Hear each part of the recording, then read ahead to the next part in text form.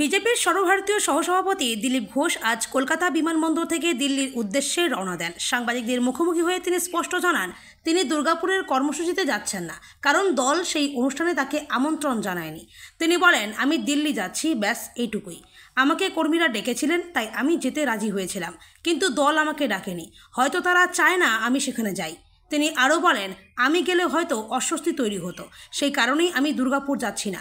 আমি দিল্লিতে যাচ্ছি বিশেষ কাজে। যদিও এটি দলীয় কাজ, তবে ব্যক্তিগত স্তরেও কিছু আলোচনা রয়েছে। দিলীপ ঘোষের এই মন্তব্য ঘিরে রাজনৈতিক মহলে জল্পনা শুরু হয়েছে।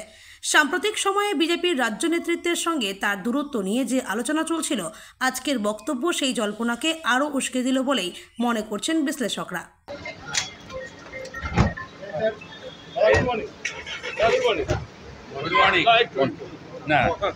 দিল্লি যাচ্ছি। হ্যাঁ, দিল্লি যাচ্ছেন। মানে আমাদের সবার বক্তব্য, আপনি তো বলেছিলেন যে কর্মী হিসেবে আপনি আজকে মোদির সভায় যাবেন। আমাকে কর্মীরা ডেকেছিলেন, তাই আমি হ্যাঁ করেছিলাম।